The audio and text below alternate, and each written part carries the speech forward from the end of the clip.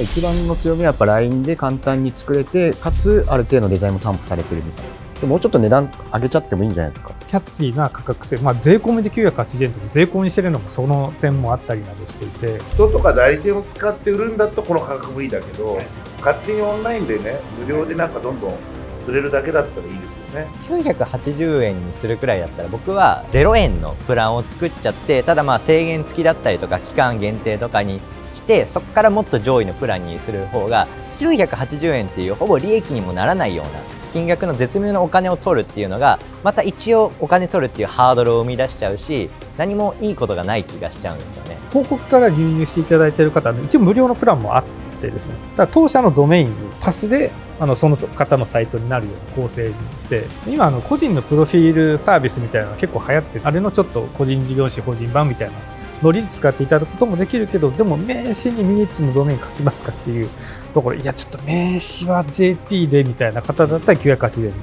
で、容赦なくメールに Gmail のアドレス書いてる人にはこのサービス入れないんですよ。ちなみに今ユーザー数ってどれくらいなんですか？200ぐらいですね。無料ユーザー。有料の方は何人ですか？多分20ぐらいですね。はい、きついな、それは。広告出してからまだ1、2ヶ月ぐらい。広告いくらぐらいかけたんですか？こう20万です。売上でもやっと10ヶ月でギリも取れるため。これが鬼のように売れなくても飛鳥さん的には生計は立てられる。そうですね。その範囲で自己資金で全部やってます。そうにしない方がいいんじゃないですか。だって LINE だってそうじゃないですか。勝手になんかリファラルでユーザーを呼んで勝手に伸びてったから。バーチャルオフィスで会社作るっていうんだったら、大体サイトはこれでやるよねみたいな位置づけがまずちょっと認知が取れれば、それだけでも結構数取れるんじゃないかとは思っているので、はい、多分みずほさんとか UFJ さんとかで法人口座作るとネットバンク使うのに3300円取られるんですよ。980円でネットバンク作った方がいいじゃないみたいな。用語とかなんかそういうの検索したら出てきたらいいけどね。そしたらリスティングってめちゃくちゃ単価かかっちゃうんで、いかにお金かけずにそこに届けるかですね。これから起業する人と現状起業してるけどホームページ持ってない人だとどっちの方が顧客多そうですか？マーケットでかそうですか？法人構造を作る前の段階の人が一番、バーチャルオフィスのいろんな LP も全部見てたんですけど、何を売りにしてるか、うちの住所で法人口座の開設断れてません、みんな言ってるんですよ。オレオレ詐欺の関係ですごく基準が上がってしまったんで、そこ気にされてる方が多いのかなと思います。このチャンネル出たのめっちゃ賢い選択っすよね。いや間違いない。ペルソナは相性いいと思うんで、だからこういうビジネス系のチャンネルに出るのがまずは正解ですよね。じゃあ僕オファーいいですか？僕はもう本当にめちゃくちゃ魅力的と思っていて、がっつり提携したいです。まず980円のプランだったら1万円で紹介、9800円のだったら5万円いただきたいですね、つなぐので。こっちでめちゃくちゃ多いんですね。ホームページ作りたいと思ったんですけど10万円以内とかで考えてまして、ちょっと難しいですみたいな、フリーランスの人じゃなくても起業したての会社とか本当10万も惜しいみたいなところって多いんで、月2、3は来るんで、そういったところを紹介できます。そもそもこの技術力めちゃくちゃあって、もうめちゃくちゃいいなと思うけれども、まだプランとか練りようはめちゃくちゃあると思うんで、そこを一緒に考えるっていうのも僕の提携した利益にもつながるんで、無料でやりたいなって思います。めちゃくちゃこれは熱量高いです。我々はもう本当にその計算してたのは、やっぱり1獲得あたり1万円のコストで1000ユーザーを10ヶ月かけて獲得した後はタンクロの状態に持っていけるんじゃないかとか、ちょっといろいろ考えてたんですけれども、9800だったら5万でも合うと思いますし、これ僕に限らずホームページ制作会社と提携しまくって取りこぼし先をもらうみたいなのもめちゃくちゃいい営業手法だと思います。9800円のプランで SNS にアップするってところでアドバイス出せるなと思うんですけど、 LINE に写真とか投稿しただけでまず SNS の投稿ができると僕は思ってないんですよ。そもそも今リールが SNS 市場のもう 90% ぐらいを握ってるんで、リールとか作れたりするんですか？技術研修含めてそこはやってないできないですよね。ってなるとそこで力が貸せないっていうのがちょっと難しいなって思ってる感じですね。じゃあオファーします。僕のクライアントで飲食店向けに求人サービスを作っているところがあって、で数百社飲食店持ってるんで、そことつなげます。1件1万とかですかね。役務としてはアルバイトとかの採用の面でみたいな感じです。それともその集客的な、そこ経由で契約した飲食店さんに関しては求人情報ってホームページにあると思うんですけど、そこを押すとその飲食サイトに飛ぶようにしてほしいです。で僕もオファーします。自分もインフルエンサーとして活動してるのと、いろんな SNS のマネジメント会社のコンサル入ってたりとか講師で入ってたりするんで、ほぼほぼ日本全国のグルメ系のアカウントとかにアプローチできるんで、いろんな事務所いっぱい監修してるんで、そこにお仕事として下ろすってことだったらできるかなっていう。そちらの方にも払うフィーがあると思うんで、それ含めて1万円ぐらいかなと思います。オファーいいですか？僕の会社の代理店事業で1個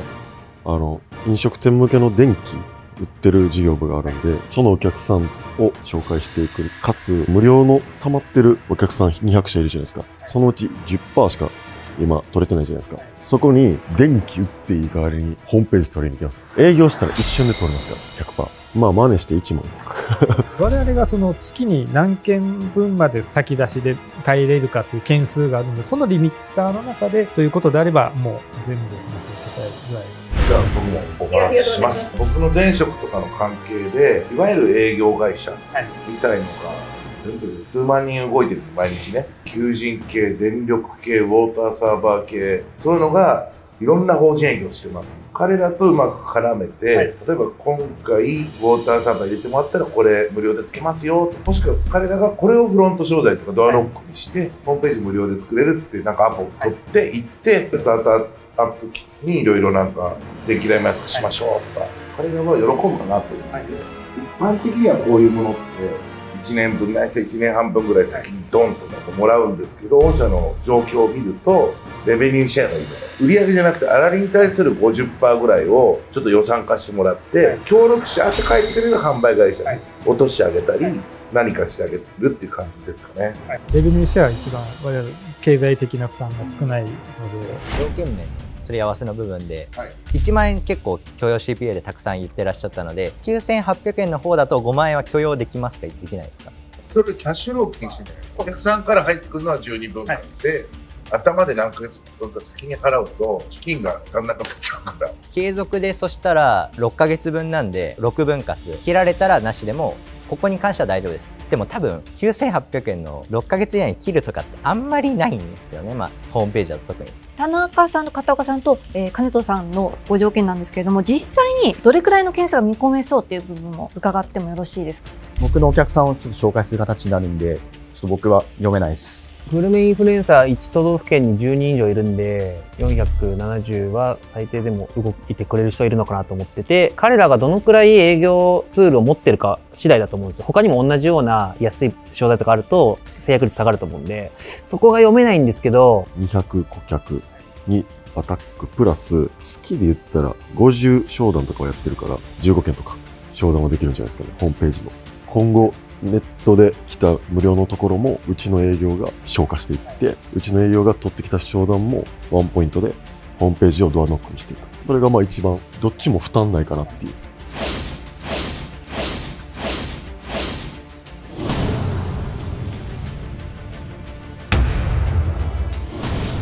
では最終決断をお願いします。はい、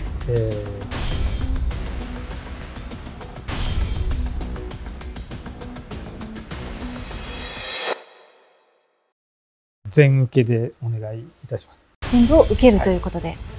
はい。では金藤さんのオファーから、我々はその経済条件的な部分といったところでもマッチしているという点と、我々は実際今です、せっかく友達登録いただいた方に対してのフォローアップが実はできてないんですよね。そのあたりは何かしなきゃいけないというところがありながらも、セールスの経験値が我々にはないのでご支援いただきたいという点があった。実際これからもおそらく無料ユーザー自体我々は結構拡大ができると思っていて、どうやってじゃあ有料ユーザー化するかといったところに対してアプローチいただけるというところが理由です。山本社長のオファーについてレベニューシェアの形が取れるということであれば、我々としてはもう断る理由が全くない。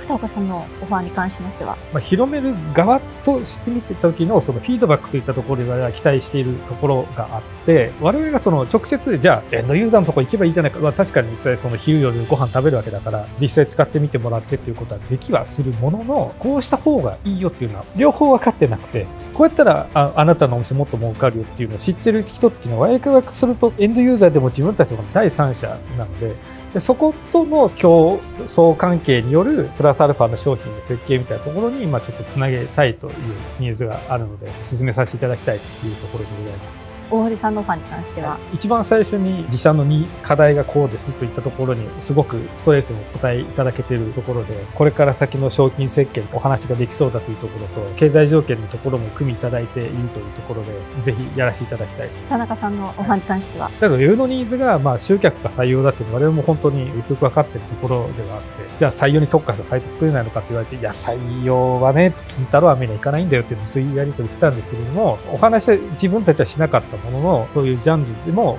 活用してほしいと思っている部分ではあったので、ぜひお話をさせてほしい。で、我々はその会社として歴も短いですし、いきなりクライアントを抱えているところに自分たちで販路を広げるパワーっていうのはすごくないことの自覚ゆえに、ここの場に来させていただいているところもあるんですけれども、知見があるところとのそのお話から自社でもその知見を得たいというところもあって、お受けさせていただきたいというところでございます。よろしくお願いします。よろしくお願いします。よろしくお願いします。よろしくお願いします。よろしくお願いします。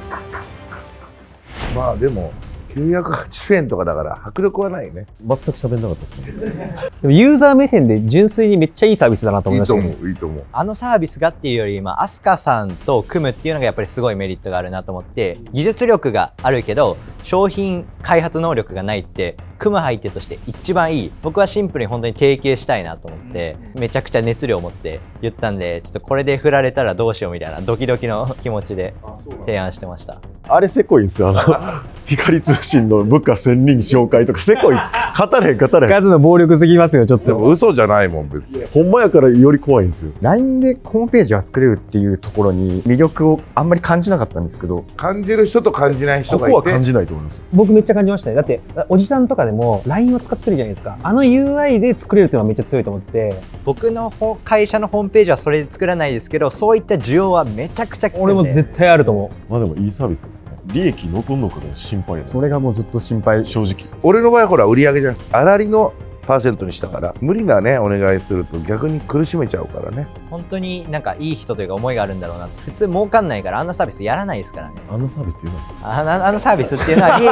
利益が出ないって意味でのあんなサービスですから。でも10万社ぐらい取ればね、6、7億利益出ちゃうかな。でもユニクロみたいな感じですよね。もう利益が少ないけど一気にマーケット取るみたいな。一個心配なのは、そのお金がなくて980円やった時に、もう勝った時に絶対じゃあホームページ作り直そうみたいな感じになる気がしてて、それ3年も持つかなっていうのは。もしかしたらその出口もアライアンスとか自社でやっちゃえば、それは絶対いいですね。もう信用取ってるんで、そのまま大堀のとこに流す。提携したいっていうのもそこら辺いろいろ組んで考えたいなっていうので提携なんで。でも3年じゃないと思うな。1年半とか。20年30年したらもうそのまんま。でも逆にこの値段ならずっと忘れてて放置みたいなのもあると思います。解約し忘れサブスクみたいな。でもホームページあるのは一応プラスだしみたいな。ここの誰よりも大きくなったりもするんだよ、こういう人が。めちゃくちゃあり得る。めちゃくちゃありますね。多分いろんなホームページ会社があそこに営業かけに行くと思いますよ。そのアップセルの商品作らせてくださいみたいな。それを先取ったってことですよね。もしくはこれ誰でもできるよねっていう技術で、これ見た人がどんどん真似しちゃう。その辺のちょっと参入障壁はちょっと分かんない。今回商談を受けてみていかがでしたか？ 5つ同時というのは初めての経験で、基本やっぱり11ですから、すごくちょっと頭を使いな新鮮な体験でございました。お日さんの皆様の印象とかは、バックボーンがあるというところがあって、誠実のお話もいただき、当社の市場もすごく鑑みながらご提案いただけたというところが非常に心強かったといったところです。全員のオファーを受けられたということで、その今後の展望とかって考えられていらっしゃいますか？もうこれから製品を成長させる必要な知見をいろんな方から得ていきたいというところと、経済的に無理な条件を提示されるということがなかったので、それに関しては全てのチャンスを生かしていきたい。今回出られたことすごい良かったですねっておっしゃってましたもんね、皆さん。そういう戦略とかあったりしたんですか？たまたまなんですけども、ただどこかでバズるようなきっかけをベースにしてユーザーを広げていかなければならないという課題感だけはあったので、どのようにそのスタンダードのポジションを築いていくのかといったところの過程をですね、やっぱ作っていかなきゃいけないので、ちょっとこれから取り組みたいといったところでございます。今回レベニューシェアの提案についてどう考えられましたか？数を取っていかなければならない、シェアを1日でも早く取っていきたいというモチベーションが強く、それにあたって、大きな広告費をかけられるような大企業や資金調達したスタートアップでもないというところから、営業力もあり、我々のその先出しのキャッシュも抑えながらできる手段を提案いただけるというのは非常にありがたいというのが率直なところでございます。ありがとうございました。